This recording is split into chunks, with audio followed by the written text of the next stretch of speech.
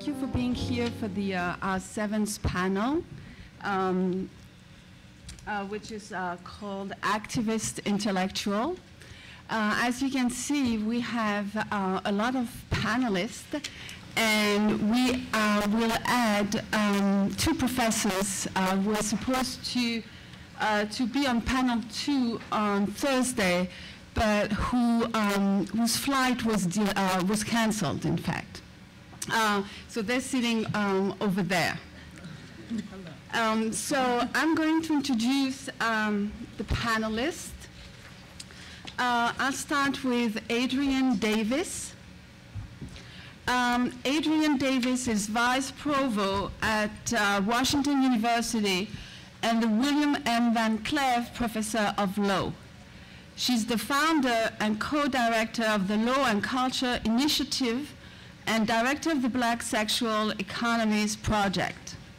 Professor Davis works on the gendered and private law dimensions of slavery in America, feminist legal theory, and theories of justice and reparations.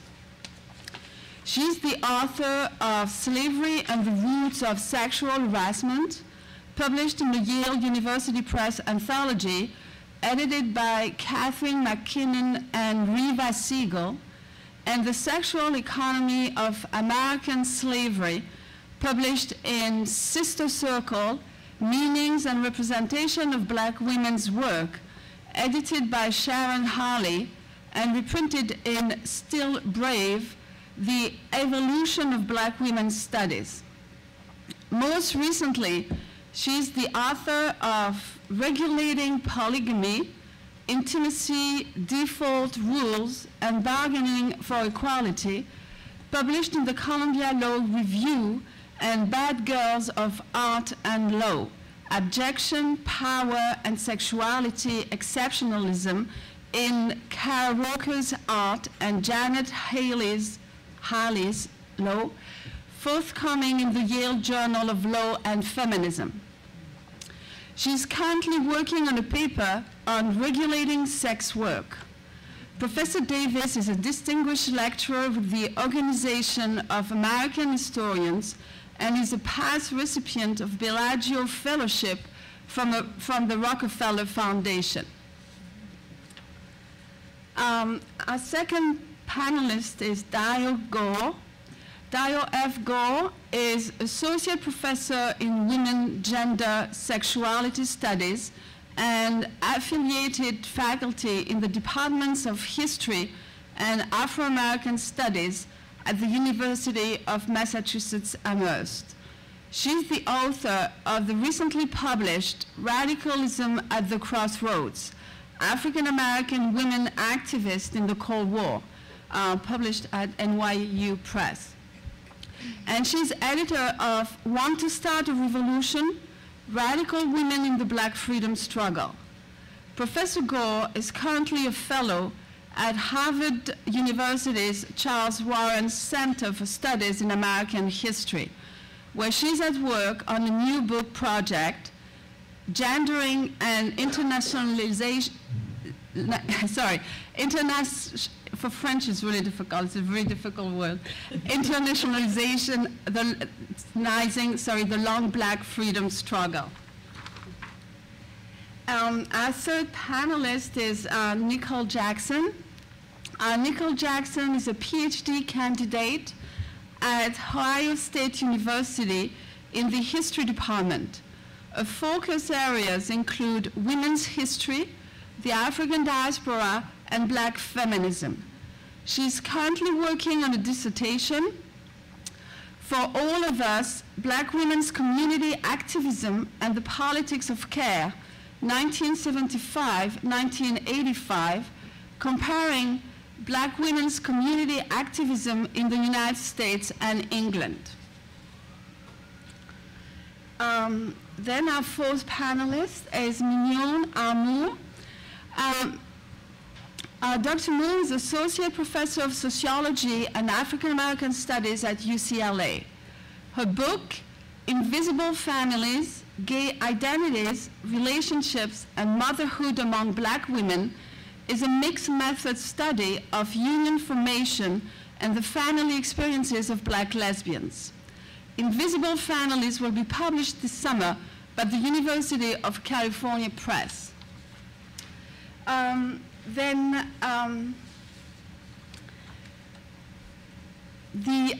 the panelists that were supposed to talk on Thursday are Lucy Mangdawaya-Walmu and Penila Kako, are both assistant professors at the University of Wisconsin-Milwaukee in the College of Nursing. And then the respondent for the panel is Sherie Randolph, Professor Sherie Randolph. Sherie Randolph is Assistant Professor of History and Afro-American and African Studies at the University of Michigan, Ann Arbor. Randolph's principal teaching and research interests focus on the historical intersections of race, gender, class, and empire in the United States. She's currently revising a book manuscript titled Black Feminist Radical, Florence Flo Kennedy. And I'm Arlette Frund from the University of Tours in France. So thank you all. Good morning. Good morning. You'll have to forgive me for talking fast because I'm trying to get through it all. This paper is derived from a paper I co-authored with Professor Ajwa Ayatoro entitled Historic and Modern Social Movements for Reparations, the National Coalition for Black Reparations in America and its Antecedents. In that paper, Professor Ayatoro and I started from the premise that frequently Black claims for reparations are dismissed before they are articulated. In the mainstream and many scholarly circles, reparations are often cast in racial terms as a conflict between whites and blacks. From the specifically legal side, on which I do most of my work, lawyers and scholars often dismiss reparations claims as fringe or naive because of the significant procedural hurdles and the lack of doctrinal precedent. Ajwa's in my paper took a different approach, conceiving reparations as a social movement with a rich set of historical and contemporary individuals and institutions. As Robin Kelly explains, such an approach is more interested in the historical vision and imagination that has animated the movement since the days of slavery. In keeping with such an emphasis, we focused on the diverse array of individual actors and institutions that for over a century have comprised the reparations movement. Contemplating reparations in this way, as a social movement, shifts attention away from the identitarian politics that have dominated the non-legal debates and the doctrinal and policy questions that have dominated the legal debates, and instead poses an intriguing other set of questions about the reparations movement's complex and at times competing set of actors, institutions, and ideologies that remains, we contend, underexplored. Today, I want to approach reparations as a social movement from a different angle. I want to focus on two women who organized for African American reparations close to a century apart. On the one hand, I contend these women are emblematic of reparations activists and the diversity of the movement's ideology, strategy, and tactics. However, I also use their status as women to foreground some of the unique gender dynamics that have characterized the reparations movement and that distinguish it from the parallel and much more intensely studied civil rights movement. Mary Frances Berry's comprehensive, revealing, and rich book, My Face is Black, It's True, details what she calls the first mass reparations movement led by African Americans, organized by freed slave and washerwoman Callie House. In 1897, House co-founded the National Ex-Slave Mutual Relief, Bounty, and Pension Association, which repeatedly petitioned for pensions and eventually sued the federal government seeking pensions for freed slaves. House envisioned pension advocacy differently than her predecessors. She conceived pension advocacy as a social movement that should be racially inclusive, but led by Black Americans. House is exemplary and that she built an institution to execute her vision of Black economic self-determination, mobilizing close to 300,000 individuals to actually join the movement and as many as 600,000 to support it in some meaningful way. Her efforts and success so threatened the federal government that various branches collaborated to prosecute and imprison her, and ultimately undermined and marginalized the movement for Black reparations. Her successful reparations advocacy led to her being branded what Barry calls a racial outlaw. Still, House had lit a spark among Black Americans that they were entitled to redress for their forced labor and centuries of human rights violations. Thanks to Barry's rich study, we now have a good understanding of House's life and her immense contributions to a liberatory Black politics. Less is known about Queen Mother Audley Moore, who was the face of Black reparations through its second incarnation in the post-World War II period. A former Garveyite and then communist, Moore embraced a diverse activism portfolio. Joining the National Association of Colored Women, she tried to build a coalition between the middle-class Black club women who largely adhered to what Evelyn Brooks Higginbotham calls the politics of respectability, and the far more radical emerging industrial union movement. A deep believer in coalition politics, Moore also founded several organizations advocating causes as wide-ranging as tenants' rights, educational reform, welfare, anti-lynching, police brutality, and gender and sexual justice. However, she is almost certainly most remembered for her reparations advocacy. In 1955, Moore began her campaign for reparations, authoring a pamphlet entitled "Why Reparations? Money for Negroes." She co-founded the Reparations Committee of Descendants of United States Slaves, Incorporated, to educate the grassroots community about reparations and to mobilize for reparations from the federal government. In 1963, she presented to the Kennedy administration a petition with 1 million signatures she had helped to organize. Subsequently, Moore petitioned the United Nations to recognize Black reparations and was also a founding member of the Republic of New Africa, which argued for Black self-determination, including land and reparations. Widely overlooked and ignored by the Black mainstream, Moore became visible within Black power circles in the 1960s, speaking at conferences, mentoring younger activists, and working for reparations until her death in 1996. There is far, far more to be said about both House and Moore. Time does not permit a full recounting of their activism or its context, and most especially its legacy. However, using House and Moore as my lens, I would like to at least gesture towards how centering their activism within, paraphrasing Jekyll and Dowd Hall, we can call the long reparations movement, yields a more complex understanding of Black social movements. Some of these claims are specific to gender, others are not. Again, given time constraints, I will raise these points only in a purely suggestive way. First, as a matter of framing, Black political history and thought, focusing on reparations activists such as House and Moore decenters the Black church and college as the dominant institutions of change, protest politics as a dominant form of activism, and rights struggle as the dominant mode of legal engagement. While House organized through the Black church, her politics operated independently of it, and she did not see herself as subservient to the church politics. Both she and Moore practiced petition politics, a far earlier form of mobilization that engaged with the executive branches. Second, House and Moore's lives suggest that reparations has a set of class politics distinct from that of the civil rights movement. For most of its history, reparations was a movement dominated by the Black non-elite and their political vision.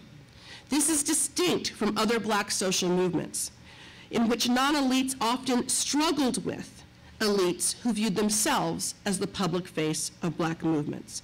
In contrast, elites spurned and even condemned the Black reparations movement, and this remained the case until the last decade. Third, exploring House and Moore's reparations activism reveals competing views about the legitimacy of law. We find both skepticism and a cautious confidence or instrumental investment in U.S. political and legal institutions. Finally, reparations embodies a long-standing debate among blacks over what racial liberation would look like. Both black nationalists and those seeking integrative citizenship have viewed reparations as instrumental to their vision. House clearly viewed reparations as a mechanism to true and meaningful citizenship. Increasingly, Moore's politics aligned her with the separatists in the 1960s. I'd like to conclude by making a very brief set of points about some of the specifically gender implications of House and Moore's activism. First, it centers black women as leaders and central players from the inception of reparations activism. Gender as ideology and politics is well documented in the civil rights and the Black Power movements by many scholars, including some in this room. Far less studied or understood is how gender was operative in the reparations movement. Second, and relatedly, this casts black political ideology in a different light. We have seen many critiques, personal and scholarly, of the gender politics of the Black Power movement, which has been heavily criticized for its sexist, even misogynist politics. Including at least some strands of reparations in the Black Power history disrupts this narrative. For instance, the National Coalition of Blacks for Reparations in America Constitution mandated male and female co-chairs to keep the balance. When asked about this, former Republic of New Africa and now in Cobra activist Kalonji Olusegun elaborated, part of the problem with this patriarchal country is there was too much macho. But Africans in our mind and spirit are for the most part matriarchal. Similarly, when asked whether being openly gay within Cobra caused any tensions, another leader, Ajamu Sankofa, observed, "None of the brothers or sisters disrespected me. They actually opened up space for me to work." Hence, historically and today, the reparations movement was arguably more open to leadership by women and sexual minorities than other more mainstream and elite groups. I'm out of time, so I'll close by just saying that the final piece I was going to talk about is to contrast House and Moore with the probably best known historical reparations activist James Forman. And doing that, I think, really gives us a sense of how, even though the three of them shared a common end goal, reparations, they had vastly different ideologies, strategies, and tactics that even led Moore to criticize James Forman. So that's where the end of the paper is going. But I will stop to make sure we have room for our new guests. Thank you.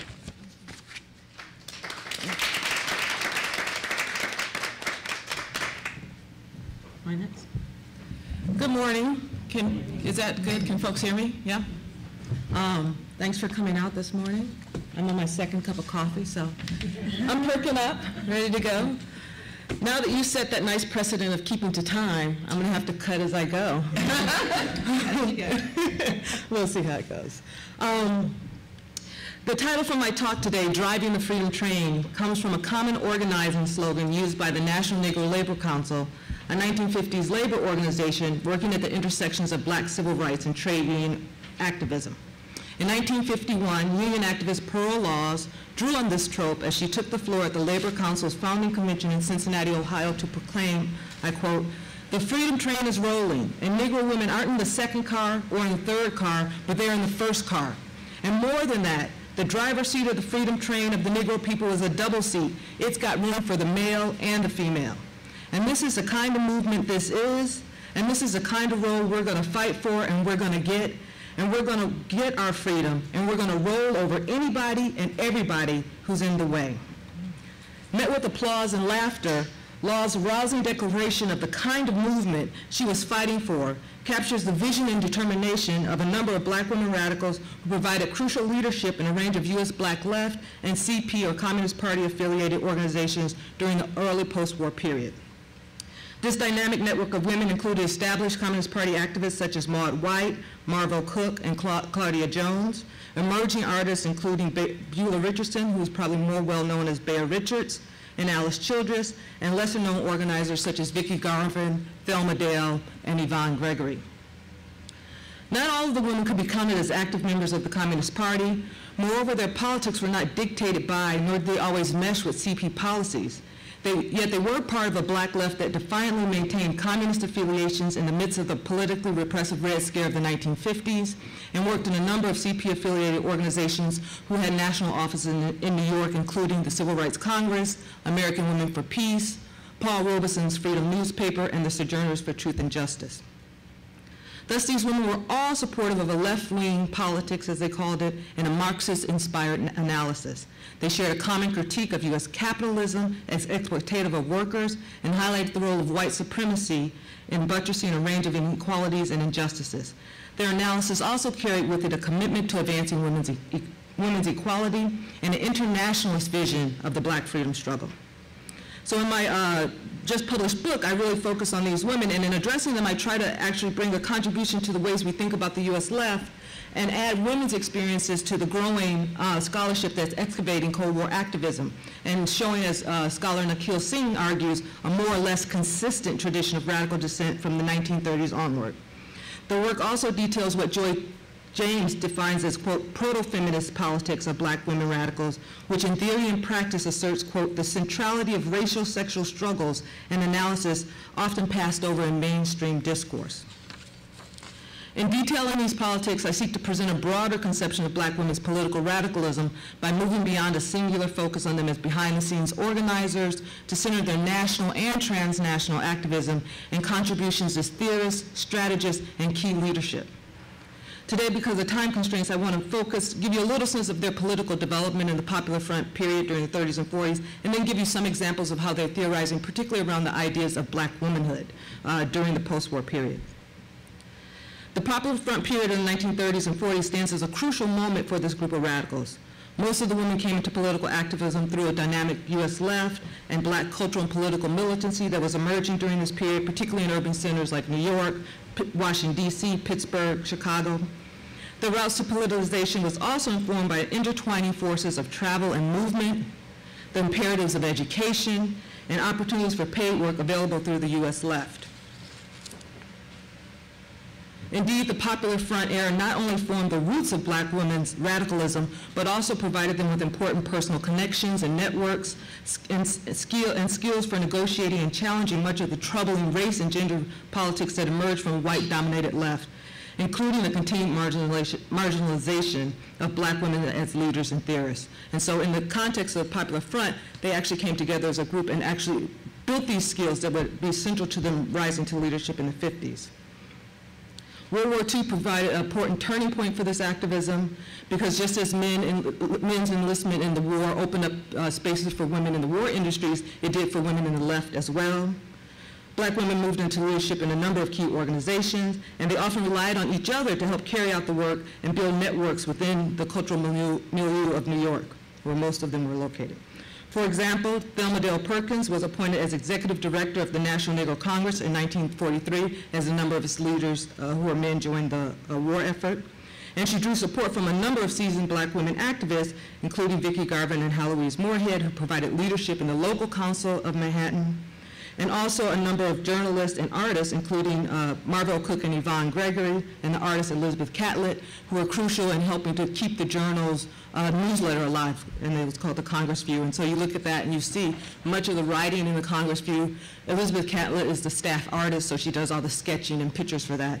So they really build a community around this work, particularly as a black woman gains leadership. Thus, by the war's end, black women radicals had coalesced as a force in New York. As post-war reconversion gave way to Cold War politics, black women radicals continued to claim greater leadership and political voice among the U.S. left.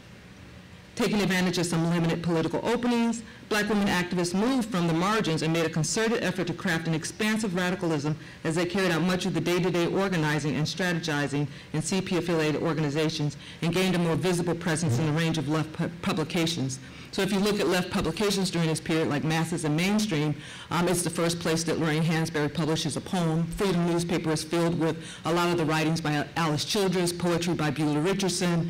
A lot of the journalist efforts by Marvell Cook are included in these journals. And a number of these women go on to have successful careers as writers and journalists, but get their start in these left publications. From their role as strategic architects in the fight to end what was provocatively called legal lynching, to their work on Paul Robeson's Freedom newspaper and a range of creative writings, these black women radicals organized to reveal the ways in which sexualized racism and gender politics informed legal lynching, particularly in the celebrated campaign to free Rosalie Ingram. They advocated for the expansive labor politics to challenge racial and gender discrimination, particularly in the National Negro Labor Council. And they also exposed the ways race and class bias in debates over idealized visions of gender roles in American women, exposed the ways race and class bias operated in debates over idealized visions of gender roles and American womanhood. Maybe that worked. Maybe I was cutting a little too fast. Very good. I think I made up some time. I didn't make up any time. That's okay. So I'll just give you some clear examples of what I really think is an interesting way they defend black womanhood and theorize the intersections of race, gender, and class. Because in the post-war period, many historians have talked about the ways in which the shift from the emphasis on women's duties during the war as part of Rosie the Riveter's women's power effort sort of moved towards this idealized version of womanhood, being ideal mothers, domestic life. And in part, I argue that this version, although it didn't represent the experiences of most women, became a powerful sort of model that women felt they had to engage with, right? That most people, it resonated even across class and race as something that women had to engage with. And as an example, you could look at between 1947 and 1951, Negro Digest published a number of articles that engaged this issue about black sexual relationships and the gender roles. And I'll just give you a sense of the titles, right? These are articles published by a number of leading scholars. And they included novelist Ann Petrie's article, which was titled, "What's Wrong with Negro Men?" Roy Ottley's reply, which was, "What's Wrong with Negro Women?" Pauli Murray's, "Why Negro Girls Stay Single?" And sociologist St. Clair Drake's piece, "Why Negro Men Leave?" So in part, this is a part of a broader discourse about how gender roles should operate in the black community. It also was engaged by white women on the left. And into this conversation, black women radicals sort of interjected their own analysis and point. And I'll give you two examples of this. There are many in the journals, you can find them writing about this. But one is, and perhaps probably the most well-known on the left, is Claudia Jones, whose most famous article was titled "An End to the Neglect of the Problems of Negro Women."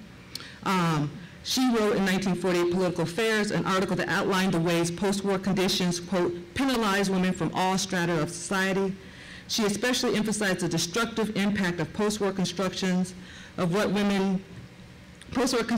she termed, quote, the pro-fascist kitchen, church, and children ideology.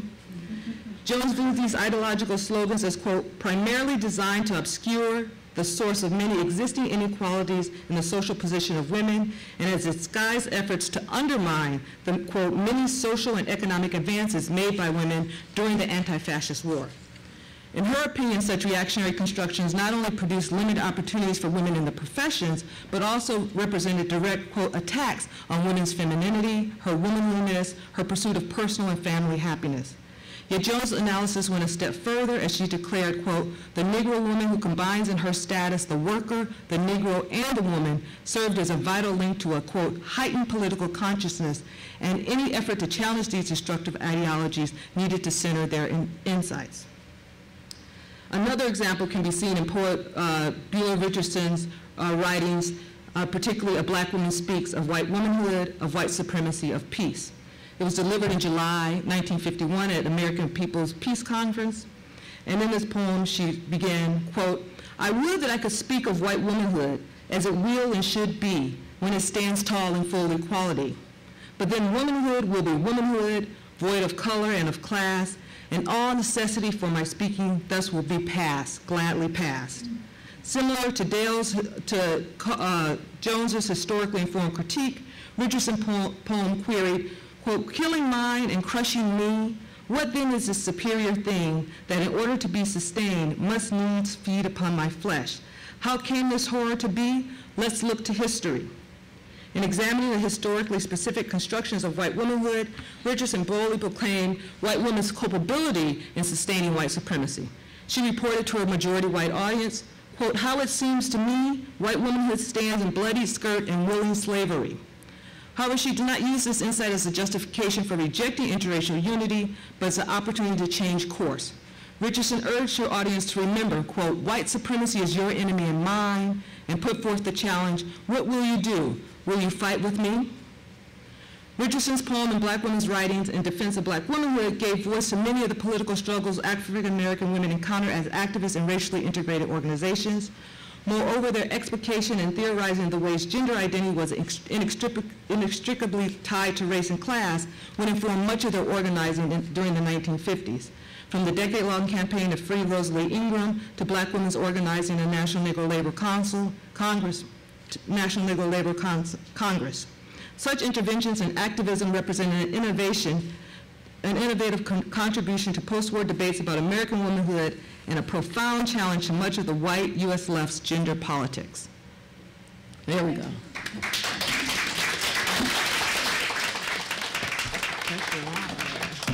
Keep it to the time.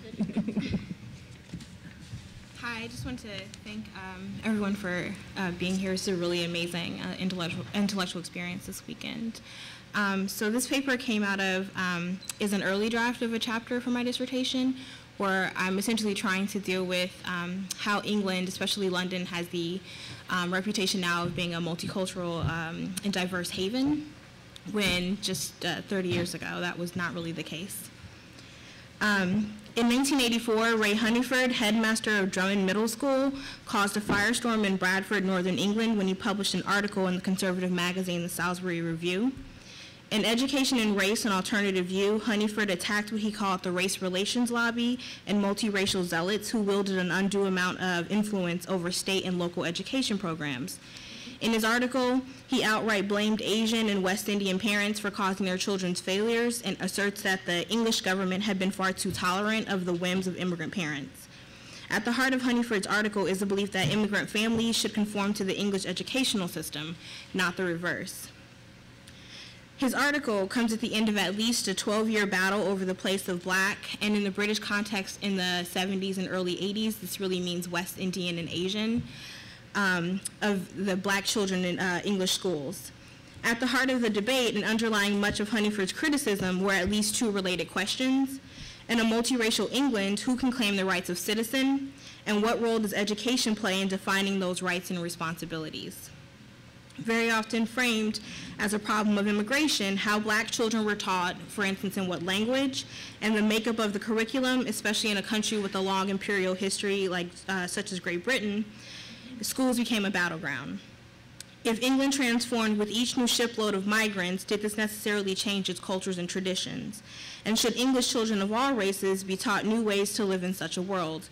Clearly, Headmaster Honeyford would say no, but almost all West Indian and Asian parents forcefully disagreed, partially because they understood that public education helps to make citizens, and they had just as much right to a say in what that citizenship would look like for the protection of their British-born children. Very often, citizenship calls to mind political rights or economic responsibilities or even service in the armed forces. But for immigrants, one can argue that education is a perfect platform for staking a claim not for their citizenship rights necessarily, but for those of their children. And it was only in 1964, which is roughly 15 years after West Indian immigrants became a large force in England, that the British government began to slowly deal with the large numbers of West Indian and Asian children in schools. The Commonwealth Immigrants Advisory Council said, a national system of education must aim at producing citizens who can take their place to exercise rights and perform duties the same as those of other citizens. If their parents were brought up in another culture and another tradition, children should be encouraged to respect it, but a national system cannot be expected to perpetuate the different values of immigrant groups. The first discussion of what they call, the problem of immigrant children illustrates the overwhelming tenor of the issue throughout the 1970s, defining the parameters of multiracial education as solely concerned with immigrants, making it easy to generalize the needs of all Black and Asian children. The report also aims and perpetuated the idea of the foreignness of Commonwealth immigrants. And there are at least two problems with with these suggestions. First, England has a long history of non-white settlement from really the entirety of its history. So, and even though in the 1950s more immigrants are coming, to assume that they had never been part of the United Kingdom doesn't actually make sense. But also, the Commonwealth Council seems to completely deny the history of British colonization, which altered the social, political, and economic systems of the people they ruled. So even though their parents were immigrants, these West Indian and Asians were taught in English in their home country, and also in schools mirrored after the English educational system. So to suggest that they were unfamiliar with the structure of the schooling their children received in England, it seems unfounded at best. And anyway, Black parents' activism made clear that their grievances lay elsewhere.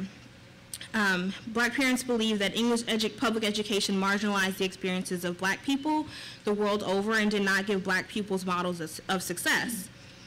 Black students were taught to believe that no Black person had ever done anything worth note, were barbarians, and more importantly, were as peripheral to British history and society as to be completely invisible. In the informational pamphlet announcing their formation in 1979, the Haringey Black Pressure Group on Education, made up of Black parents, teachers, pupils, and concerned community members, attacked the text used to teach their children. In schools, Black children, they said, quote, face a system based on racist principles that ignores their needs. They are taught European history only, ignoring the fact that we have a great history as well. Most school books show Black people as inferior, exotic creatures if they show them at all. And in June 1981, the publication of the Rampton Report concurred with the Haringey Group's position. The committee reported that they were, quote, very concerned at the number of books still being used, which gave a negative picture of ethnic minorities and their cultures. And they quoted Hal Fisher's History of Europe, which asserted that all of the major contributions to knowledge had been made by white men of European stock. And especially for West Indians, his larger comment was actually even more detrimental, because he said that while Asians had made some contributions, people of African descent, except for Egyptians, had made absolutely none. For Black parents, this was an unacceptable reality. Presented to West Indian children, possibly as one of very few instances where Black students encountered a history of people of African descent, they were in fact faced with the denigration of people who looked most like them. As one student put it, you would be getting deep into a story and suddenly it would hit you, a reference to Black people as savages or something. It was so offensive and so wounding. Sometimes you would sit in the class and wait, all tensed up, for the next derogatory remark to come tripping off the teacher's tongue. But it was not just that school books could make students feel insecure, it was that the school environment itself could do so as well. The Haringey Black Pressure Group on Education put it clearly: every day our kids are faced with racist teachers who give them a hard time because they don't understand our children. Again, this was not something that only Black parents noticed. As early as 1977, government officials pinpointed that Black children were at a complete disadvantage and faced hostility in schools. When the Schools Council commissioned the government report to make multiracial curricular recommendations, the first 5 chapters of the report detailed numerous anecdotal instances of racism in schools. There was the infant school teacher who during story time sat white children on her lap but made Black children stand next to her, or the child in her first term in an infant school in the Midlands found scrubbing her hands almost raw trying to get the color off. Such a psychological assault clearly could not go without consequence. And as Beverly Bryan, Stella Dadsey, and Susan Scaff assert in The Heart of the Race, Black Women's Lives in Britain, this was an assault on our sense of identity, which we were rarely prepared for. It made us vulnerable and isolated, and as we struggled to find the language and gestures which could convey our response. That report was also quite important because one of the things that they said is that racism not only exists in schools, but it's here to stay in the entirety of the British culture. And so schools had to take a stand and commit to a multiracial society, but also a multiracial educational system that could support that. Ultimately, Black parents wondered if English schools were not attempting to teach them what were they doing. So I'll paraphrase because I'm going a little long. They essentially said that they were trying to segregate them. So there's an argument in the early 1970s about what they called sin bins in educationally subnormal schools, where they put students who were considered disruptive And in 1971, Bernard Cord published a book called How the West Indian Child is Made Educationally Subnormal in British Schools, where he argued that black students were considered to be disruptive or loud, etc., to be moved into these educationally subnormal schools. They also implemented sin bins, which were like special classrooms in schools for these same kinds of students.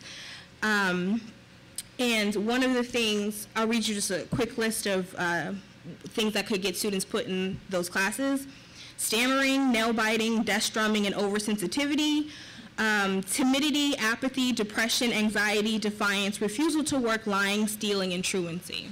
So one of the things that black parents did is they set up their supplementary and Saturday schools, and most of those schools essentially taught black history courses, but they also taught other things that students were learning in schools aimed at helping to improve education, but also to fix the psychological problems that they believed their children were dealing with.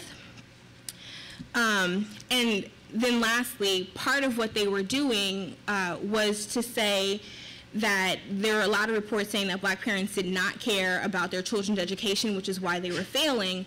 So these supplementary schools, first of all, said, well, clearly we care because we're taking care of our children outside of school, but also you don't care about our children, which is why we have to do this. And this was all, in conclusion, basically a way of reframing British citizenship and culture to say not only are black people here to stay, but you have to accommodate us because we are helping to make your country. Thank you.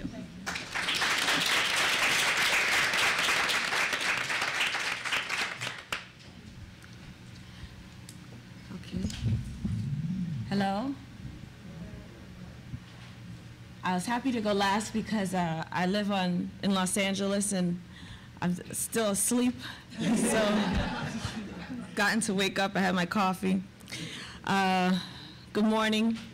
I've just finished a book that will be released this summer. I'm very excited. It's called Invisible Families, Gay Identities, Relationships, and Motherhood Among Black Women. And Invisible Families is a 3-year sociological study that examines the lives of Black American and Caribbean women in New York who identify as lesbian, gay, bisexual, in the life, or same-gender loving. And they're forming families either as partners with other women or as lesbian-identified single moms. The work shows how race influences the ways Black women understand their sexuality, find partners, become mothers, and more generally live their lives as lesbians. So the women in my book were largely born in the 1960s and 1970s, but in my newest research, the work that I will share with you this morning, I examined the previous age cohort of Black gay people, those born in the 1930s through the mid-1950s. And these are the women who used to throw house parties in Harlem brownstones, right over near where some of us are staying in that Aloft hotel. They used to throw these parties in the Bronx and in Brooklyn. These were the women who were sitting on the bar stools and dancing on the dance floor when members of the Invisible Families age cohort would sneak into the nightclubs in the village. And these were the adults who played the organ and directed the choir at their churches. As the women in my study came of age, they learned what it meant to be Black and gay through institutions and social groups created and managed by this older group of people. So as I was doing my work for my first project, I really began to wonder, about the lives of this previous generation. So my new project is called In the Shadow of Sexuality, Social Histories and Social Support for Older African American Lesbians and Gay Men. And I'm in the very early stages of data analysis.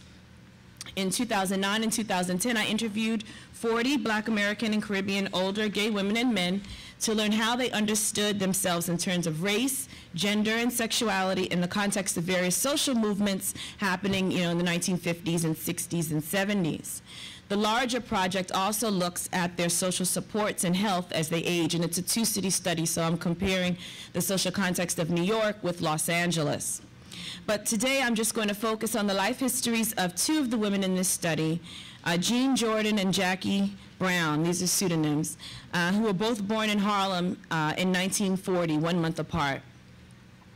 So historians of gay and lesbian populations have emphasized the large, fanciful events like the men's drag balls. And these grand celebrations are part of the public record in Black newspapers and in written accounts by the famous people who attended them. But lesser known are the unique but less glamorous contributions Black lesbians have made to gay culture and experience.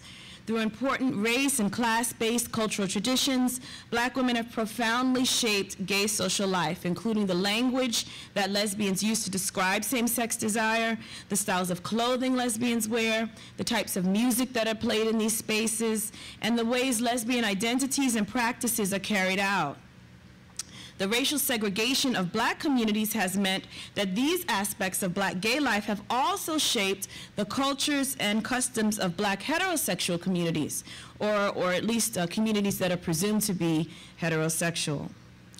Joan Nessel once said, and I quote, "The reclamation of one's history is a direct political act that forces the birth of a new consciousness. It is work that challenges both the hearer and the speaker." And I draw from this perspective in sharing the unarticulated history of Black gay women. So I begin with Jean Jordan. She was born in February 1940 in Harlem Hospital. Jean was a child of rape, and she went to live with her grandmother right after her birth. When she was 13, she attended an all-girls high school on Dean Street in Brooklyn. I'm still trying to find the name of this high school. This was the first place, I'm trying to figure out exactly where this high school was located. But this was the first place where she met other girls that she says were similar to her in their same-sex attraction. Now, a girl at the school told her about, quote, "this house where people like me was." And at the age of 15, she ran away from home to live there. She describes this place as a, quote, "house where there was a lot of prostitution," and she says it was on Fulton Street in Brooklyn. There were prostitutes, and she says they were female homosexuals. And of the prostitutes, she says, quote, "they had their own little room, and some of us went with the prostitutes, dated the prostitutes. We," meaning the female homosexuals, "didn't pay anything."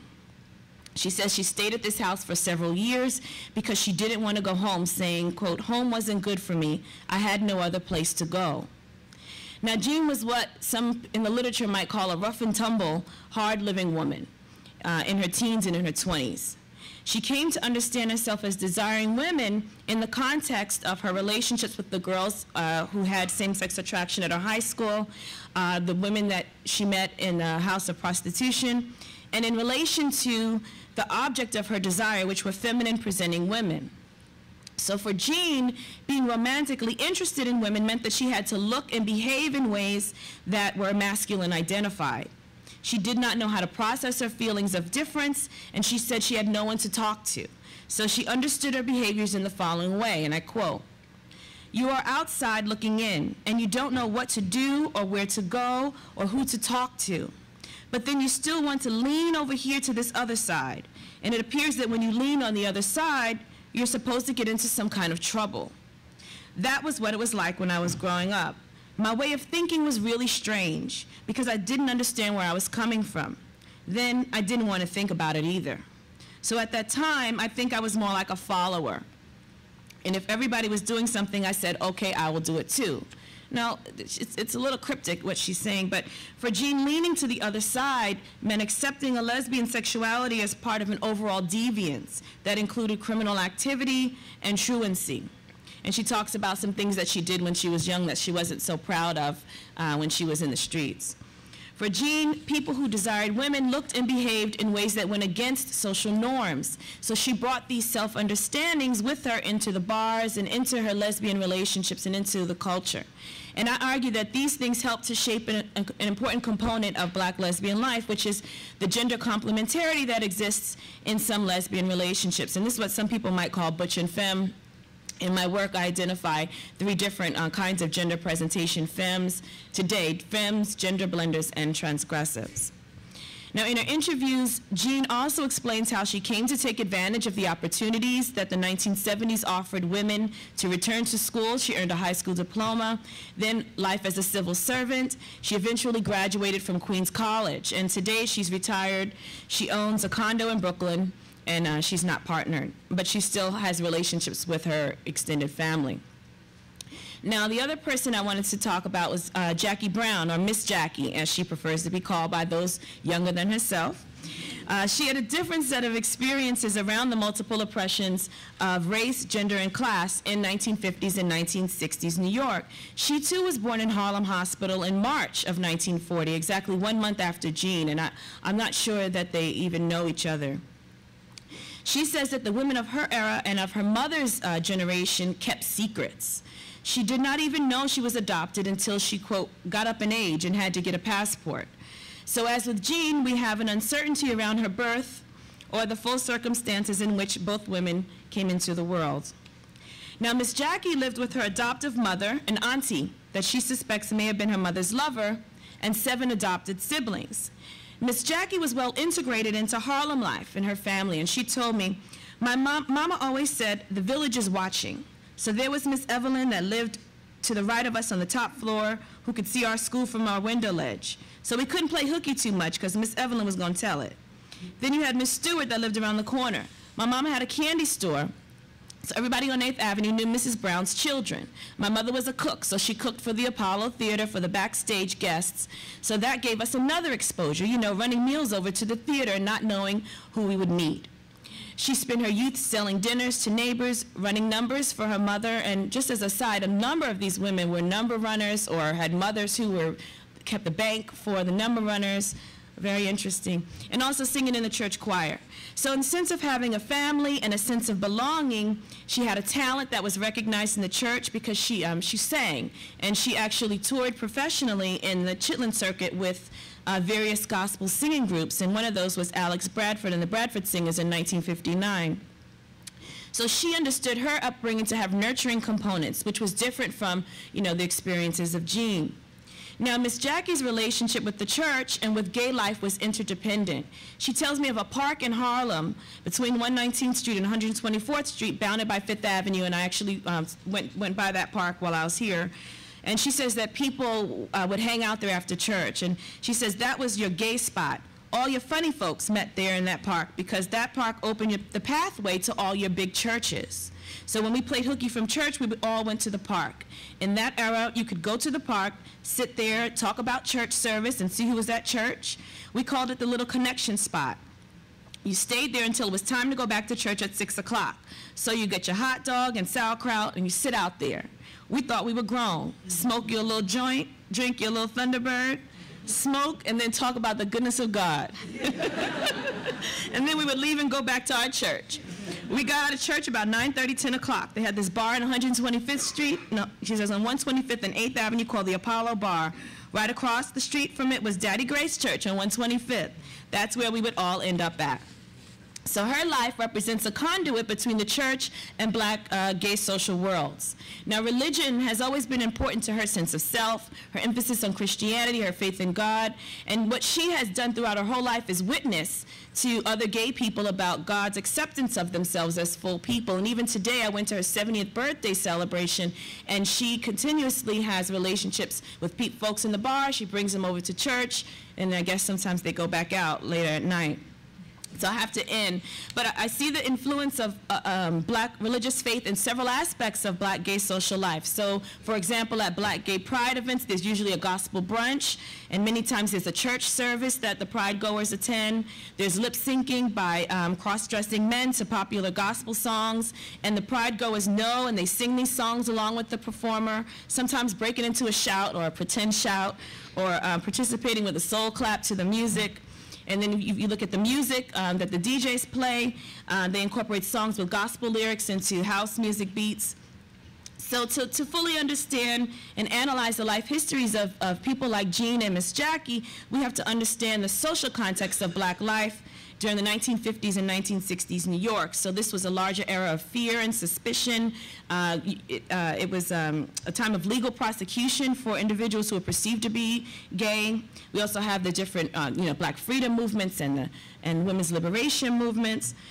My time is up, so I'm just going to conclude abruptly by saying that in this work, I'm trying to show how aspects of Black lesbian life that are drawn from Black cultural traditions and from multiple oppressions based on race and gender and class and sexuality, these play an important role in the construction of the social worlds of gay people. And this is, you know, we just don't know much about the histories of black lesbians and how their experiences helped shape the cultures of Black gay life. And so I do welcome your comments and suggestions as I continue in this line of study. I'm a sociologist by training, so I'm new with, you know, archival methods and other historical methods. So if you have any suggestions, you know, particularly of works on Black women in 50s and 1960s, please share them with me, and thank you for your time.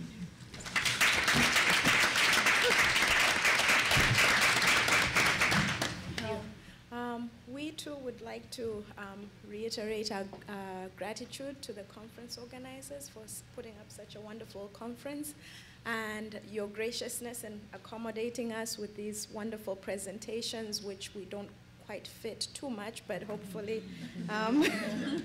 we'll figure that out. The title of our presentation is The Innovative and Collective Capacity of Low-Income East African Women in the Era of HIV/AIDS, Contesting Western Notions of African Women.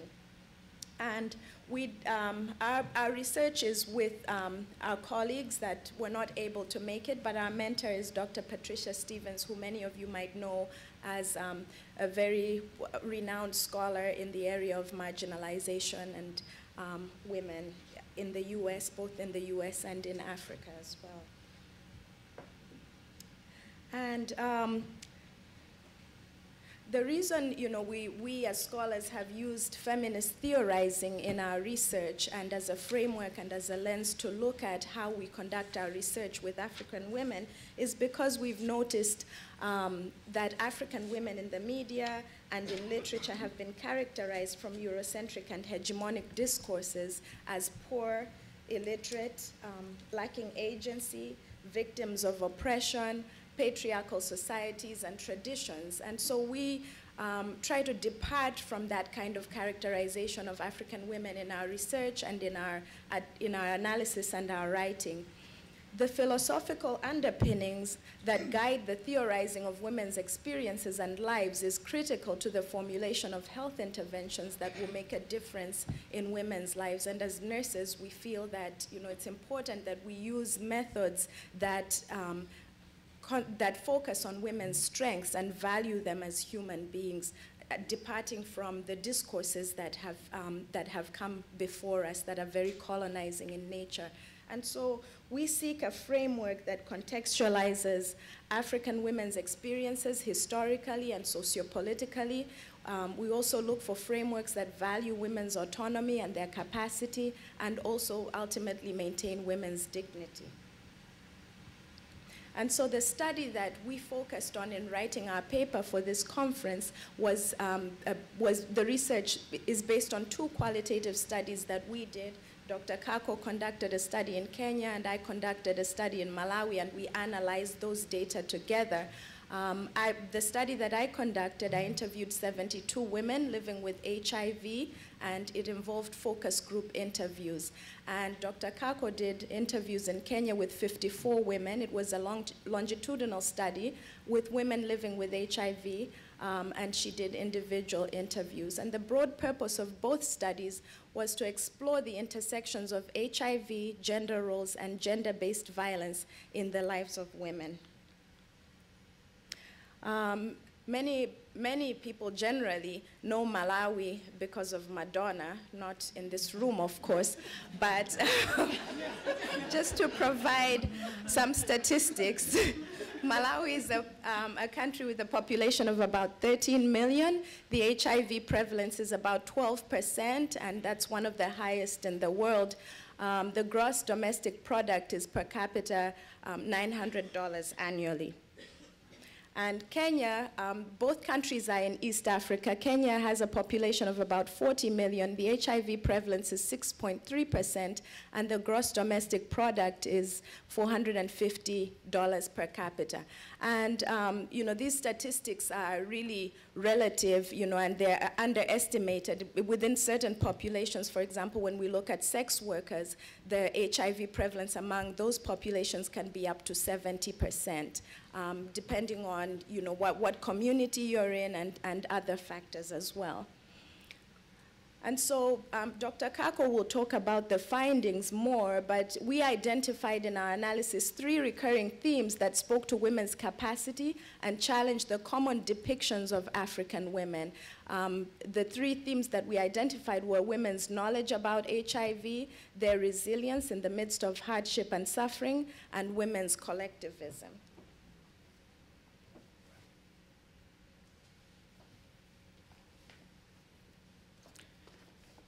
Thank you again for such a wonderful time. We recognize Malawi from Madonna and Kenya from Obama. We're not competing.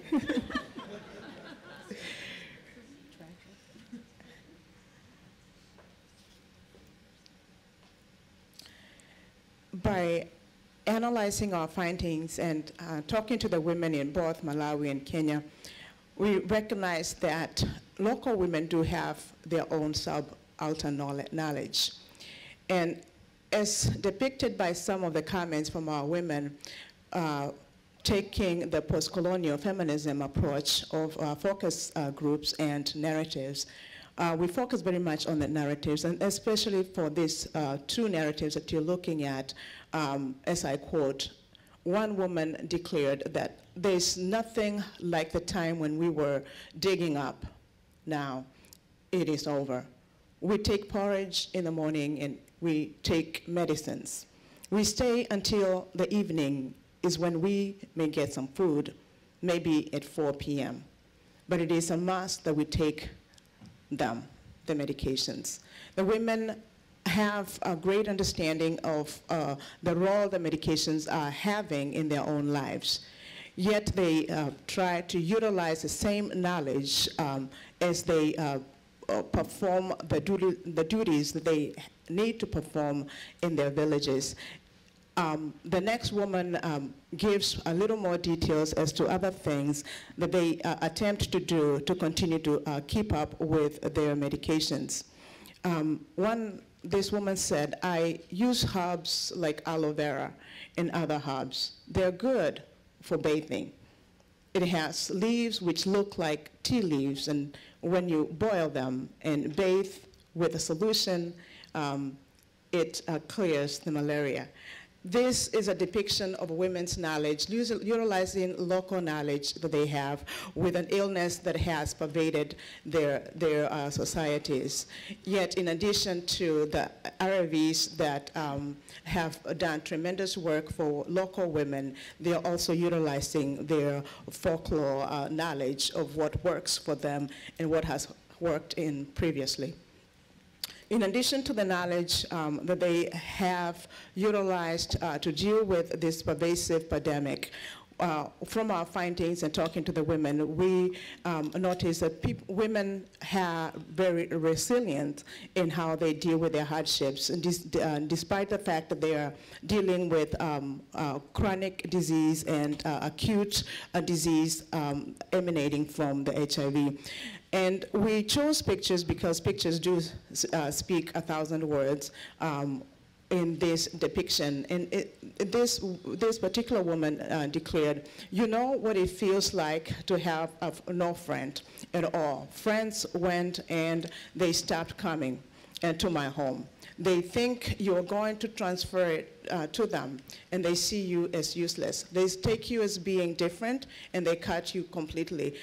For some, might not even recognize how that is important, but for a culture that is more communal culture, when you have no friends or you do not have friends who come by, for that woman, it is a big deal. And this shows their resilience in that they are able to still pick up from where they are. As the other woman declared, I don't stay saddened because it is not the end of everything.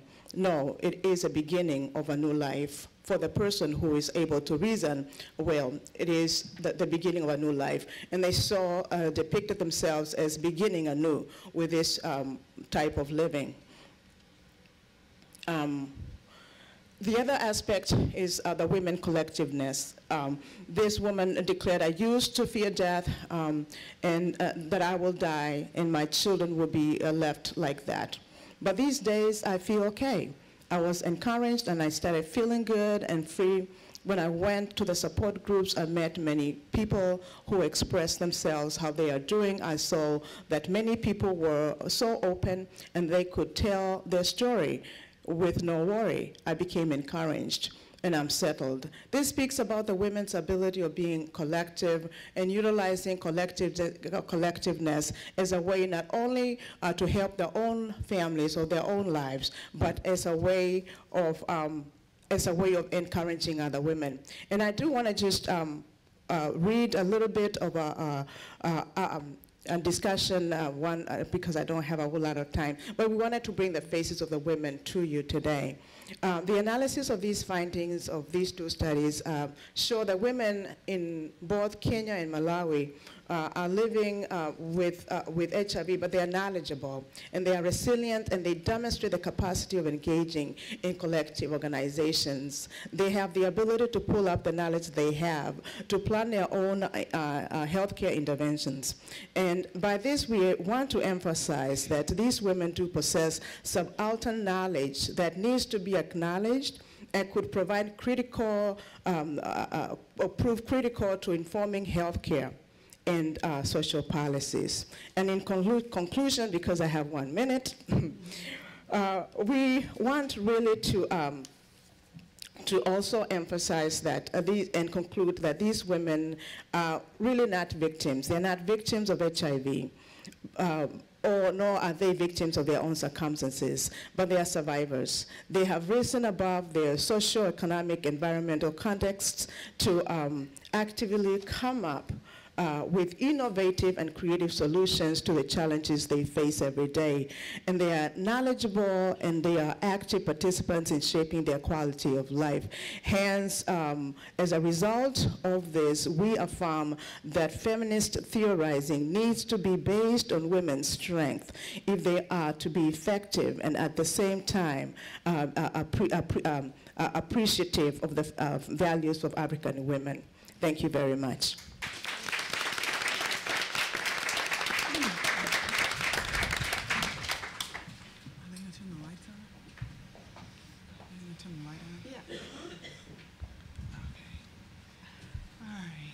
So, hello, for some of you who came in late, I'm going to respond to the original papers. Can you hear me?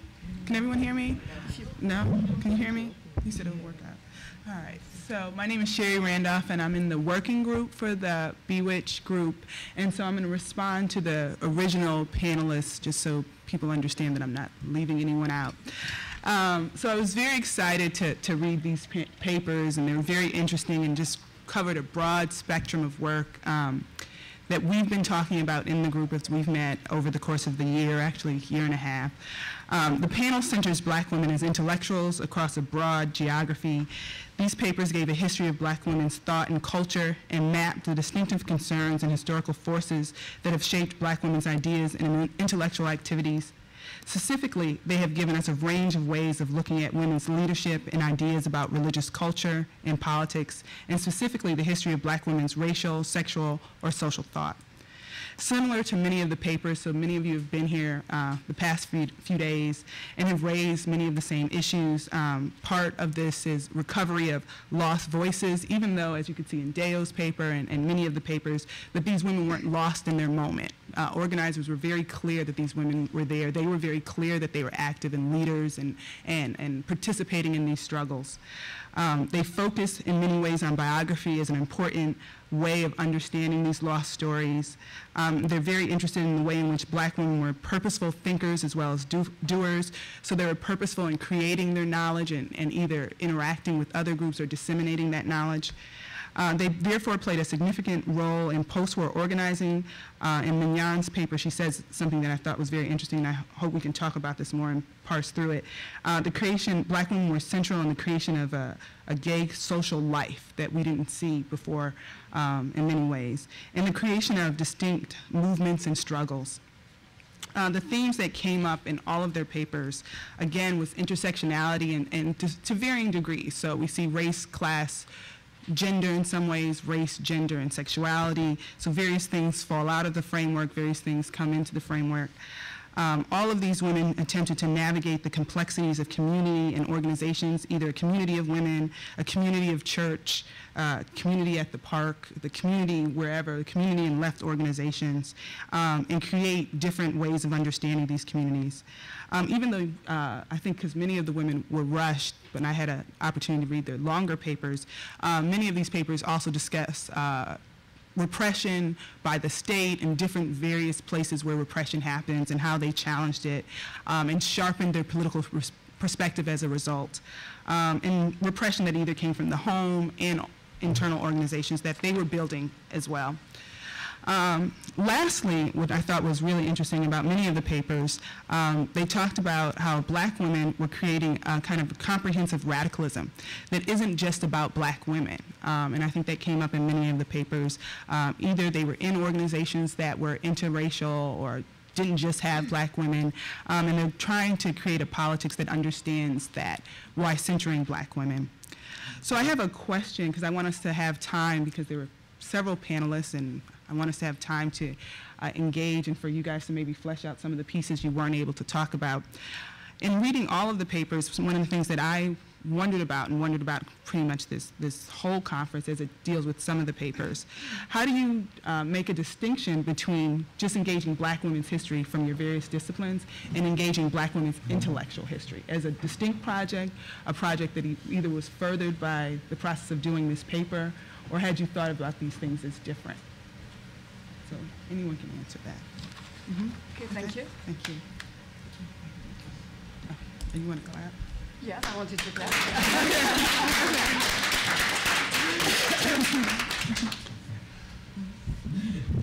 So Yes, we should go. so just go ahead. I think for the first question, actually, one of the first meetings that you had of this organization, I think was at Rutgers, maybe Several years ago. No, it was a version of it before. Yeah, we started. Rutgers, Way back. Way back, when I was just, I'm going to reveal, when I was just starting to revise my dissertation into the book, and it actually, I left there thinking, I'd been thinking increasingly, I wanted to really center these women as intellectuals and theorists. That was my big, but I was struggling with it, and when I finished my dissertation, people were saying, you should just do 4 biographies, and that'll be your book. You know, you have enough on the women. But I was invested in 2 things, I think, having a sense of a collective organizing and conversation, but also intellectual community. Mm-hmm. And I really struggle with how you talk about that, and I think for black women's history, where they don't have, as a historian, I think I often imagine intellectual history, you have 4 books, you know, they wrote all their thoughts down and you just go through them, and this is why they're brilliant. But I had organizational papers, I had some speeches, I had speeches they wrote for other people, and so for me, at that meeting, it really gave me a sense of how important it was to continue down that path and really try to figure out how to write an intellectual history based on their work in different organizations, right? That I center there, and it was I think a distinction I was trying to make between simply doing a women's history or uncovering this work and really trying to talk about how they were theorizing and pulling that theory out of different spaces, right? So the archives were slim. So I had to figure out how to read organizational papers, how to read flyers, how to find newspaper articles about it. So for me, it was a different way of thinking about it as an intellectual history, but I had to use the models, I think, of people who do black women's history more than the traditional intellectual history, because it really didn't provide me with the tools to think about it. But it was a conscious choice, I think, that I had to make at some point. Other panelists want to answer? One of the things I like about Black British women's history is it really sort of comes out of the activism, and so there's literally like one book on Black British feminism, and then there are a few articles made in the late 1980s after these women are sort of taking stock of their work for the past 20 years. And one of the things they talk about is that they didn't have time to write theory. And so all of their intellectual work is really in their activism, is what they're telling you. Like, if you want to know what we thought about our place here, look at what we did, which is why in the larger project, I'm thinking of how to, you know, put those two things side by side in both contexts. What did women do? But also, how can I tell what they thought based on what they did? And especially for Black women, what they chose to not do, like consciously. Professor Moore? Well, when I sent my abstract in, I was thinking more about the cultural history component, only because I knew that these stories were an important part of different kinds of histories, different histories, and had not been told. I hadn't thought about it in terms of a specifically intellectual history, although I think one goal for me is to have people incorporate their understandings of this population and draw from it a set of intellectual ideas around their experiences. Professor Davis? I'll just say that it's an interesting question. And to me, specifically thinking about intellectual history of Black women really foregrounds ideology, strategy, tactics, and how they viewed themselves maybe specifically as political actors. So that's sort of what I've tried to foreground in my work. Okay. So we have, the panel is going to go until 10:30 since we have more panelists. So I open it for a question now. Do you want to come up? There's an extra. We can move over. Yeah, there's an extra seat here. Yeah, come up. We can move another seat. There's two chairs, right? Yeah, the two chairs. Yeah.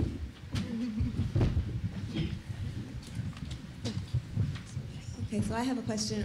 My name is Alexis Pauline Gums. I actually have two questions. So my first question is mostly for Nicole, but Dayo, you might have something to say about it too. It makes me think about like the second life of Claudia Jones and her work with the West Indian Gazette and with creating the West Indian Day Festival in England. And I'm so excited about the supplementary schools. And so I would love to hear more about how you think they were operating, maybe even beyond supplement. Right, because I'm really interested in the ideas of citizenship that you're invoking and the accountability that West Indian parents were evoking by creating their own institutional space. But I'm also interested in that institutional space as a site for creating not only a critique, but also alternative meanings of life and all sorts of amazing things. And so I would love to hear more specifically about the supplementary schools. And my other question is for Dr. Moore, which is, as you know, we have very similar passions, and Julia and I are creating an experiential archive project that is about amplifying generations of Black LGBTQ brilliance. And our project is a community-based project which doesn't really have very much space for anonymity. Like we're making a documentary film, we're recording people's voices. And while I was listening to you present, I was really getting a sense of the value, though, of the stories that can come forward when there is a space for protecting people in certain ways, especially elders. And so I would be interested to hear more from you along the lines of even what you were saying just now in response to the question about intellectual history, about how to honor people who are clearly doing the intellectual work of producing social space and social support and theorizing what religion means, what life means in these different ways, in the context of the type of anonymity that also allows for more to be revealed. I think it's important that you brought up Claudia Jones, because I actually think that what Black parents are doing is based on their relationship with the Communist Party, however problematic that is. I mean, they are not necessarily happy with the British Communist Party. However, there are, I'm seeing throughout the sources, a lot of just sort of these educational, these spots for education for adults as well. So Olive Morris especially is coming up is sort of in her involvement in oh God, I'm forgetting the word, in squatting. And a lot of that squatting was residential, but it was also sort of creating a space to sell books, to meet people, like, you know, sort of squatting cafes kind of things. And those are operating in the same ways. And it seems as if because of that tradition of finding spaces to intellectually engage with one another, that's maybe where they get part of the idea for supplementary schools. They're also popping up in like dedicated community centers. And then I'm still doing work on the curriculum because it seems to change clearly from place to place. But there is a lot of Black history, which is not surprising considering that's their biggest gripe. I mean, they're angry about everything, but the history aspect is the thing that they're most angry about. And there's a lot of, depending on the age group, passing around of books that are, I'm surprised, a lot of African-American texts on, you know, like Revolution, African texts. And there's also like a large African student population. So I don't know exactly what that curriculum was like, you know, sort of standardized, but I think a lot of it is coming out of finding these organic spaces, which is why I love the squatting aspect, these organic spaces to find to meet with one another. There is also, depending on population, so the Bradford case that I started the paper with, in that particular example, these aren't West Indians, but there's such a large Pakistani population that they threaten the school board to take over the schools if they don't change the way that they are acting. And it's such a large population that the school board is actually concerned that they will do it. And they're also a Muslim population, so they say not only will we take over the schools, we'll make them religious schools if you don't change what you're doing. And basically they start serving halal meat, they start offering Muslim services alongside the Christian services. I mean, so I don't think they actually create those separate spaces formally, but the threat of them in some communities is so great that it allows them to get a lot of what they want. Anonymity well, the people that I have been talking to, these are people born in the 1930s and 1940s mostly, they have a different understanding of their sexuality compared to the younger generation that I studied for my book. They're much more concerned about protecting themselves and about having their sexuality used against them. So people who are professional women and men are, you know, they really avoid Facebook, many of them, not all of them, but many of them, and just very concerned about the state and about their employers. And so it affects the work on different levels. It takes longer to gain their trust.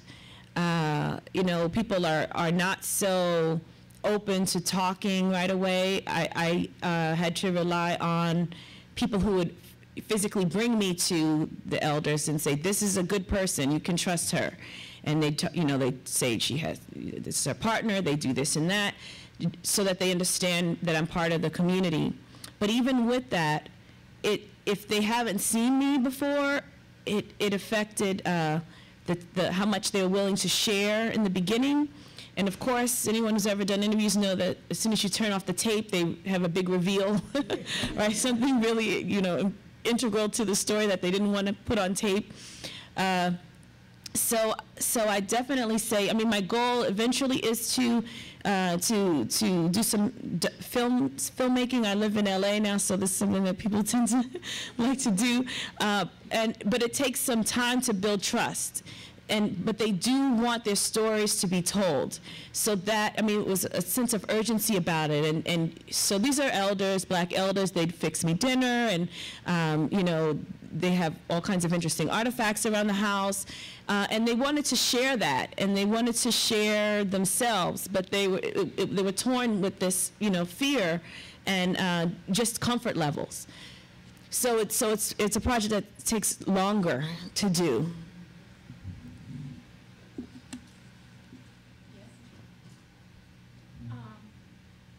My name is Caroline Gebhardt, but I have a question for, and I know I'm going to mispronounce the name, but about the African Innovative Age Project. In one of the quotations, the woman said we're free now or something like that, and you know, the idea of being cut off completely from community and making a new community. I wonder if you could talk a little bit more about how these women's lives are different in terms of, you know, what does that mean? Sure, it was the collectives really that save women's lives, because, for example, in low-income East African countries, if you're HIV positive, you're stigmatized. And so as women, they're trying to engage in income generating activities. Nobody wants to work with them. You know, they work as collectives, and other women don't want to work with them because they feel like if we put our monies together, what if you die the next day, you know, and they have this fear, and so they're stigmatized.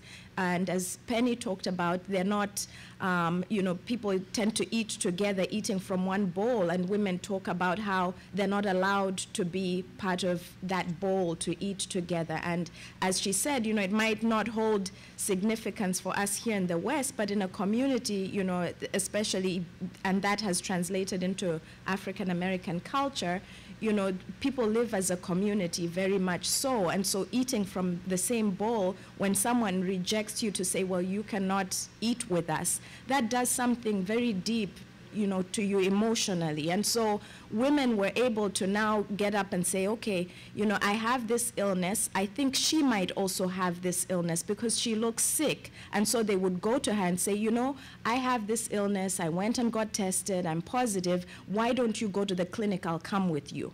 And, you know, they would go together, and then that woman would get tested. And in that way, they build their own communities. And so they say they eat with their friends who are also living with HIV. They engage in income-generating activities with other women who are living with HIV. So they no longer feel isolated. And that's what helps them emotionally. Yeah.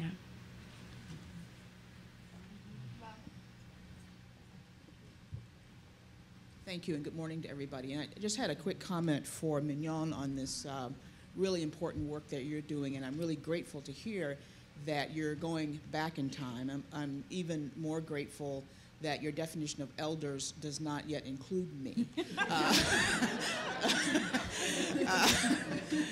So thank you for that, especially.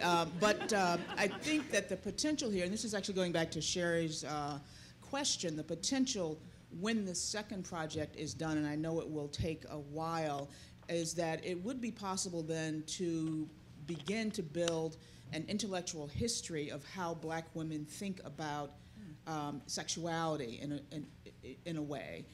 So not so much that helps you solve the puzzle of how to treat these particular women as intellectuals, but using them and their ideas and the differences, especially between generations, about questions of privacy and silence and the real differences that that time has made. That this opens up a tremendous opportunity. And I say that as someone who's involved now in a project with Yosef Surret, who'll be here later today, on especially questions about the relationship between Black religion and ideas and notions about sexuality.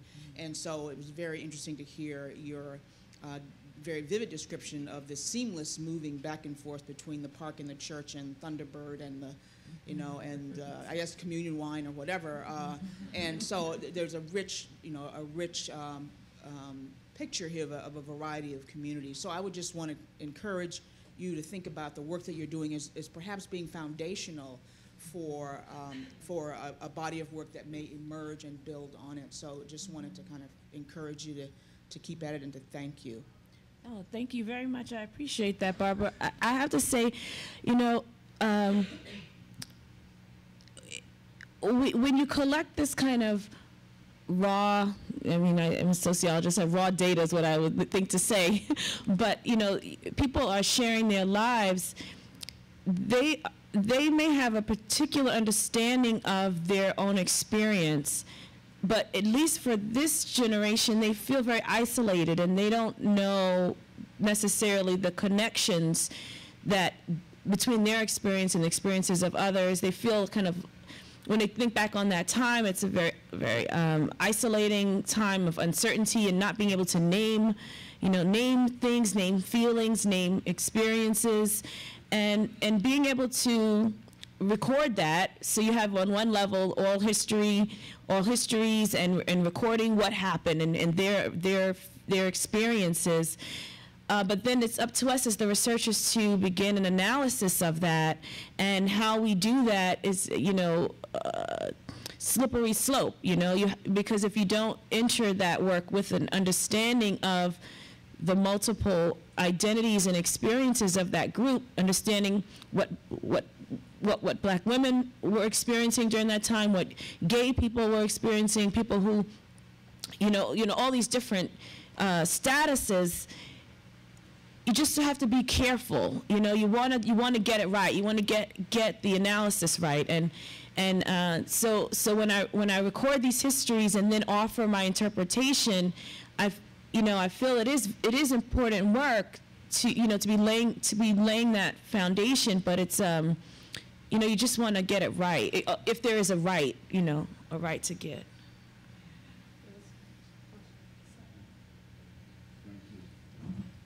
Thank you all so much. I enjoyed the panel. Ms. Davis, thank you for evoking Queen Mother Moore. I have personal experience with Queen Mother Moore. Oh, wonderful. And she walked into a room and she said, "Reparation, free the land." Mm-hmm. So if you could expand on the contemporary reparation. And the sister from England, I was a part of that 1954 movement, coming from Barbados to England, staying there for 10 years, and then migrating back. And I do appreciate what you're saying. And the Nigerians and the Ghanaians had a similar experience to the Caribbean group. And one other little question is the sisters from Africa in reference to the AIDS. I was involved in a study in South Africa and Uganda, similar experience. I'm from Columbia University in the medical center. My question to you has to do with governmental politics in reference to the IRB. What kind of tensions within the government, because we find that in South Africa, because of the Zuma and that group deny that the population, there was a high population of AIDS, and refuse to permit the IRB to do work to get help for those people.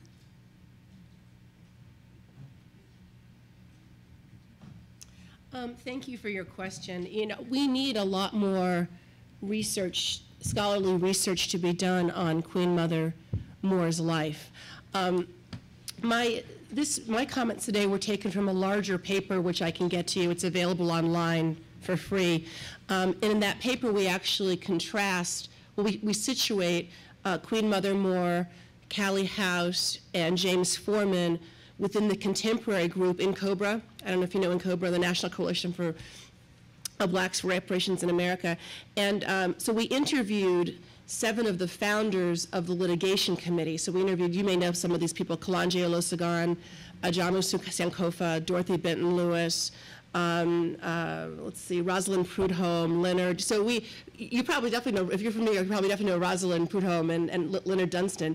So we interviewed 7 contemporary reparations activists who were very active before sort of the middle-class elite lawyers kind of came in and became active in it. And we situated their activism within the historical antecedents, which is why we contrast them with Callie House and James Foreman. And we try to tease out different strains of what's going on in the reparations movement, those who really see it as a path to a separate Black nation, Black self-empowerment, who often make land claims, but not always. And we contrast those people with people who see it as a path to full citizenship, right? Actually wanting to become more American, like Callie House and arguably some of the litigators today. In terms of what's going on, there's been some really interesting movement. States like California, which has, I don't know, since the economy crashed, but before the economy crashed, California had the 5th biggest economy in the world. And California had passed a bill that required all insurance companies doing business in the state of California to disclose any connection they had with the slave trade. They also funded, I think it was about $500,000 to universities to study reparations. Some various, you've seen movement at some local levels. You see Truth and Reconciliation Commissions in some of the southern cities. So there's a lot of, and actually right now, this is very exciting. Just right now, there's a suit that's going to begin soon in North Carolina seeking reparations for black women who were forcibly sterilized during the 1950s, well, through much of the Jim Crow era. So you have to kind of look locally, and you find a lot of good movement going on. So thank you for your question. Ogletree, Charles Ogletree. Yeah, he was here to conference on that. What is his position at the present time? Well, he's still on the, what do they call themselves now? I think he's still on the Reparations Litigation Committee. The old INCOBRA Litigation Committee was sort of disbanded, and its chair, Ajwa Ayatoro, and one other member who I can't recall, joined Charles's new Reparations Litigation Committee. And as I understand, they're still working. It's still working. So it's a combination of sort of very elite lawyers like Charles and sort of some of the more grassroots nationalist lawyers like Ajwa Ayatoro. So I'm not quite sure what they're doing exactly right now, but they still formally exist. Yeah, there was a question for... Just to comment, great, thank you very much for that important question regarding the governments and the HIV in Africa. And as you might much know, African governments have been influenced by their post-colonial era. And the policies around HIV also have been influenced by the same era. In addition to the global funds. As a result, we find that much of the collective work, much of the rural, local work being done around HIV, and much of the advancements, we are seeing results from actually non-governmental organizations that are being involved in the lives of the locals. That being said, when we look at the history of how the governments took up the concept of HIV and began to work around HIV and implement interventions for people with HIV, we know that there was a delay in the government's recognition of the epidemic. In fact, in Kenya, it was not until about 1999 where the president at that particular time finally decided that this was an important agenda to take up. And so it is a work in progress, but we are, although there are problems, we do celebrate, though, the advances because of the life-saving operations that we have actualized by having ARVs to the locals. What is so important, though, is that the local people have the resiliency and the ability to acquire knowledge, and also not only acquire knowledge and take knowledge as is given, but also be able to evaluate the knowledge they receive and take what they're able to actualize within their communities and utilize that to advance, mostly focusing on the community and the family entities. Our work has focused on women, and many times when we go and talk to the local women, we have men surrounding and also wanting to get involved in, rightly so, because it's an area that has not very much been evaluated.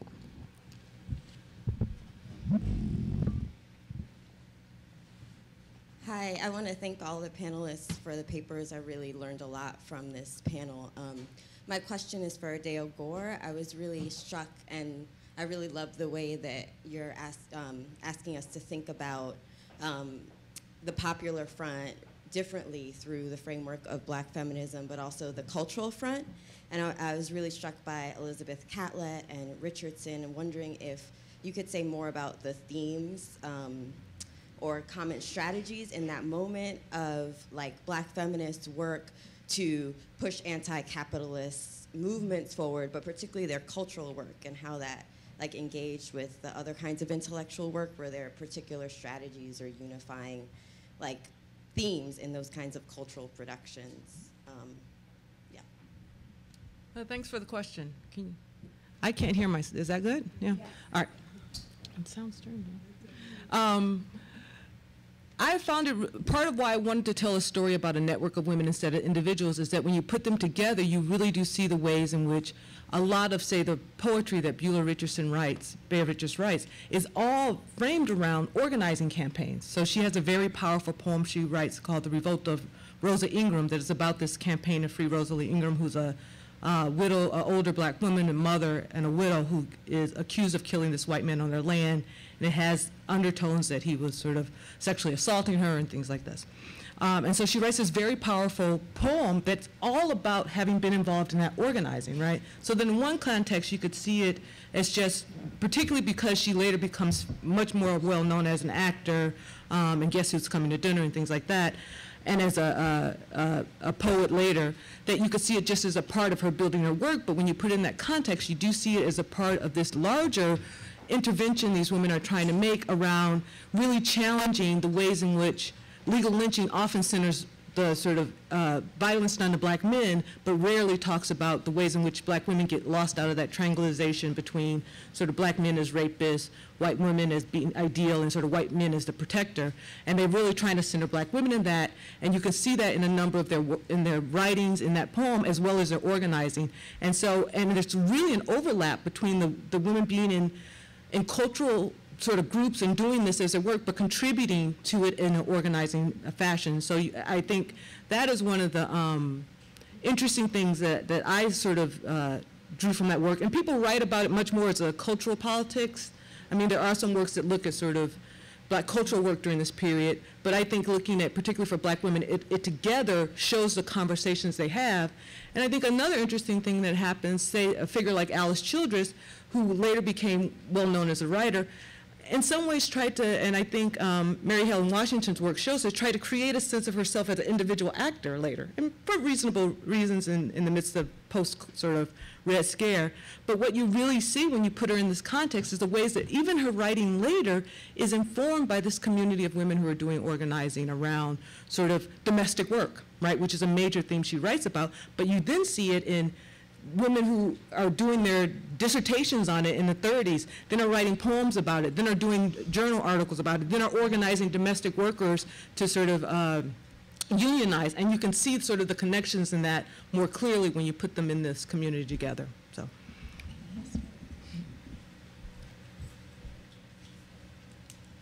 Thank you. I really enjoyed all the papers. I have a question for Dr. Moore. And at the end of your talk, you raised a series of methodological concerns, questions of the archive, and I'm struck by the ways in which the language of your subject is so interesting, so literary. And I'm wondering methodologically in your study whether you turn to literary sources to supplement the work that you're doing in the interviews. And I'm thinking of Audre Lorde as an example, but there are others, to tease out some of the questions that you're raising within the context of intellectual history. Thank you. I do rely on Audre Lorde, and I actually quote from some of her work in the longer paper, which is not that much longer because of it. Well, another reason. But I'm certainly open to the literature. It's just not an area that I am so familiar with, but I am certainly open to using literary sources to enrich these primary data interviews. So if you have some suggestions, I would be most appreciative. Are there more questions? And I think it might be the last question, since we... For the study on HIV, gender roles, and you also mentioned gender-based violence, I just wondered if you could talk a little bit about how they conceived of and understood their gender roles. It sort of didn't, it sounds like there wasn't time to sort of talk about that a little bit. Mm-hmm. Yeah, the women talked about, the aspect that we didn't focus on is the violence, but there is a lot of violence that goes on in the community, and, the fact that the men have, frequently, you know, and this is not a bias, but it's statistically shown that the men are the ones who are spreading the HIV and not getting tested. And so the women, you know, talk a lot about that and their roles. And in conclusion, the women talked about how, you know, if not for poverty, I wouldn't even be married. You know, and you know, in the focus groups, especially, women say, you know, in engaging in safety planning with one another, which is one of our findings as well, women will say, you know what, if you're widowed, don't go look for another man. You're fine. So, you know, those are some of the collectivism that, you know, again, women engage in. And so hopefully that answered your question. One last quick question. Yes? Okay. Thank you. My name is Heather Vermeulen. My question is for Nicole. I was wondering if you'd found any kind of antecedents for the kind of paracurricular, countercurricular programs in like colonial Caribbean nations. Because if, as you said, like the parents of these students had kind of grown up in under colonial education systems. So I was just sort of curious if there was any translatability from schools that may have, or programs that may have been in existence when they were growing up. Well, no. But I am hoping to compare that because there is some anecdotal stuff about parents saying that the problem isn't the schools, it's how they're being taught. So one of the things I've been thinking of is if they were educated in a colonial situation, one of the things that would have been different is that their teachers would have been black. So there would have, even though they had curriculum, there might have been a point where the teachers said, we're not going to use this book, we're going to skip this passage, what's wrong with this? So, you know, so there could have been some mitigation of that racism. And I think there's also stuff about West Indian parents saying, well, we trust teachers at home. And part of the delay in their activism is that they thought that they could trust these teachers that they're sending their children to, and it's only after a time that they realize something's going wrong. So I am hoping to compare because I think that there is something about the race of their teachers, which is why a lot of the black teachers are in these parents' organizations or these community organizations. Yeah, because I think the form is the same. I think a lot of it has to do with the individuals. And so I don't know if there were supplementary schools in the Caribbean, but I should probably look. So welcome to the panel, and thank you very much for the great papers, and thank you for the questions. Enjoyed the paper. Thank you. I enjoyed yours.